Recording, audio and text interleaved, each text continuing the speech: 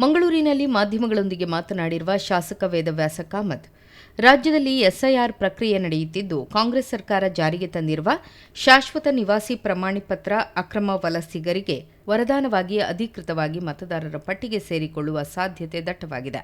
ಕೇವಲ vote bank ರಾಜಕಾರಣಕ್ಕಾಗಿ ದೇಶದ ಭದ್ರತೆಯನ್ನು ಅಡವಿಡುವ ಮಟ್ಟಕ್ಕೆ ಕಾಂಗ್ರೆಸ್ ತಲುಪಿದೆ.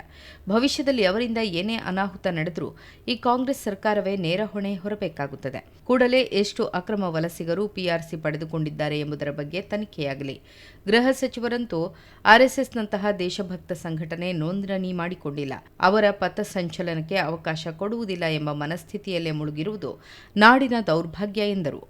ಇದನ್ನೆಲ್ಲವನ್ನ ಸದೆಬೆಳಿಬೇಕು ಅಂತೇಳುವಂತ ಇಲಾಖೆಯ ಮುಖ್ಯಸ್ಥರಾದಂಥ ಗೃಹ ಸಚಿವರಾದಂಥ ಪ್ರಿಯಾಂಕ ಖರ್ಗೆ ಅವರು ದಿನನಿತ್ಯ RSS ನೋಂದಾವಣಿ ಆಗಿಲ್ಲ, RSSಕ್ಕೆ ರೂಟ್ ಮಾರ್ಚ್ ಮಾಡಬೇಕು, ಪಥಸಂಚಲನೆ ಮಾಡಬೇಕು ಅಂತೇಳಿ ಆದರೆ ಪರ್ಮಿಷನ್ ಬೇಕು.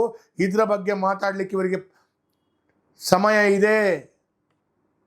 ಅಕ್ರಮ ಬಾಂಗ್ಲಾದೇಶಿಗರ ವಲಸಿಗರ 19 ಜನ ಮಂಗಳೂರಿನಲ್ಲಿ ಸಿಕ್ಕಿದೆ, ಅದಕ್ಕಾಗಿ ತುಟಿ ಬಿಚ್ಚಿಲ್ಲ ಇವರು. ಮಾನ್ಯ ಗೃಹ ಸಚಿವರಾದಂಥ ಪ್ರಿಯಾಂಕ ಖರ್ಗೆ ಅವರೇ RSS ಬಗ್ಗೆ, RSS ಒಂದು ದೇಶಭಕ್ತ ಸಂಘಟನೆ, ಇವತ್ತಿನ ತನಕ ಎಲ್ಲಿಯೂ ಟೆರರಿಸಂ ಬಾಂಬ್ ಬ್ಲಾಸ್ಟ್ ಮಾಡಿದಂಥ ಉದಾಹರಣೆ ಇಲ್ಲ. ಆದರೆ ನೀವು ಇವತ್ತು ಅಂಥ ಒಂದು ಸಂಘಟನೆ ಬಗ್ಗೆ ಹೇಳಿಕೆಯನ್ನು ಕೊಡ್ತಾ ತಮ್ಮ ಸಮಯ ವ್ಯರ್ಥ ಮಾಡ್ತಾ ಇದ್ದೀರಿ.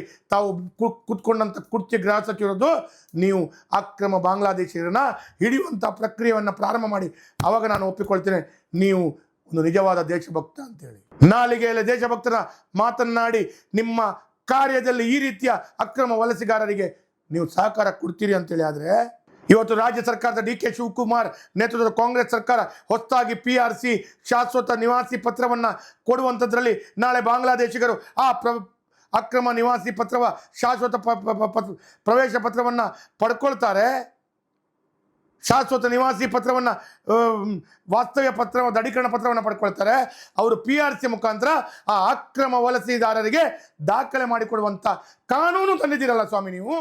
ಕಾಂಗ್ರೆಸ್ ಸರ್ಕಾರಕ್ಕೆ ಇದರ ಗಂಭೀರತೆಯ ಅರಿವಿದ್ರೆ ಕೂಡಲೇ ರಾಜ್ಯಾದ್ಯಂತ ಅಕ್ರಮ ಬಾಂಗ್ಲಾ ಪ್ರಜೆಗಳನ್ನು ಪತ್ತೆ ಹಚ್ಚಿ ಹೊರದಬ್ಬುವ ತಾಕತ್ತು ಪ್ರದರ್ಶಿಸಲಿ. ಮಂಗಳೂರಿನಲ್ಲಿ ಅಕ್ರಮ ವಲಸಿಗರು ಇನ್ನೂ ಹೆಚ್ಚಿನ ಸಂಖ್ಯೆಯಲ್ಲಿ ನೆಲೆಸಿರುವ ಸಾಧ್ಯತೆ ಇದ್ದು, ಇದು ನಮ್ಮ ಜಿಲ್ಲೆಯ ಭದ್ರತೆಗೆ ಸವಾಲಾಗಿದೆ. ಹಾಗಾಗಿ ನಗರದೆಲ್ಲೆಡೆ ಇರುವ ಬಿಲ್ಡರ್ಗಳು, ಕಟ್ಟಡ ನಿರ್ಮಾಣ ಗುತ್ತಿಗೆದಾರರು, ಹೋಟೆಲ್ಗಳು, ಸಲೂನ್, ಶಾಪಿಂಗ್ ಮಾಲ್ ಸಹಿತ ಸಾರ್ವಜನಿಕರು ಎಚ್ಚರಿಕೆಯಿಂದಿದ್ದು ಉದ್ಯೋಗ ನೀಡುವ ವೇಳೆ ಹೆಚ್ಚಿನ ದಾಖಲೆಗಳನ್ನು ಪಡೆದುಕೊಳ್ಳುವಂತೆ ಹಾಗೂ ಅನುಮಾನಾಸ್ಪದ ಸಂದರ್ಭಗಳಲ್ಲಿ ಪೊಲೀಸ್ ಇಲಾಖೆಯೊಂದಿಗೆ ಸಹಕರಿಸಿ ಎಂದು ಮನವಿ ಮಾಡಿದರು.